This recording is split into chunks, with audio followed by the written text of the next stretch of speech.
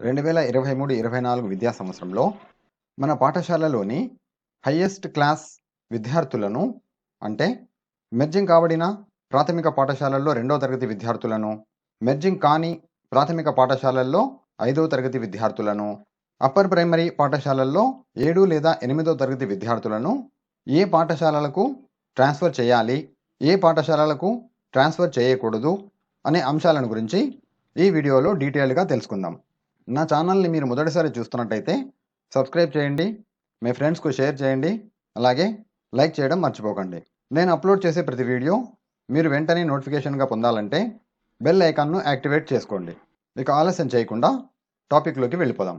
స్క్రీన్పై మీకు కనిపించే స్టూడెంట్ ఇన్ఫో వెబ్సైట్లో మన పాఠశాలలో హయ్యెస్ట్ క్లాస్లో ఉన్న విద్యార్థులను ఈ స్టూడెంట్ ఇన్ఫో వెబ్సైట్లో సర్వీసెస్ అనే ఆప్షన్లో student transfer and mapping to other schools అనే ఆప్షన్ ద్వారా విద్యార్థులను వారి తల్లిదండ్రుల నుంచి డిక్లరేషన్ ఫామ్ తీసుకొని వారి పిల్లలను వారు అడిగిన పాఠశాలలకు ట్రాన్స్ఫర్ చేస్తాము.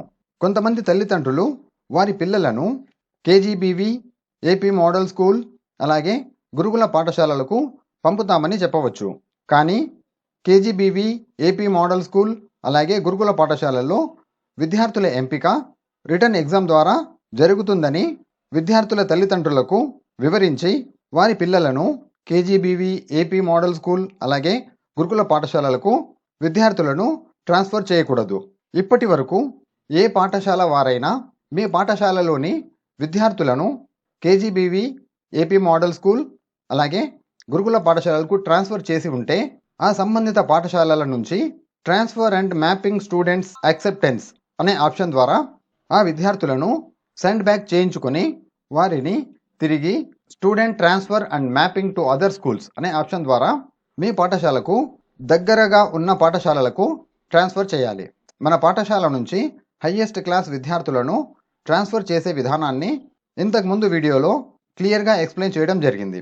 ఆ వీడియో లింక్ కింద డిస్క్రిప్షన్లో, అలాగే ఈ వీడియో చివర కార్డ్స్లో ఇస్తాను.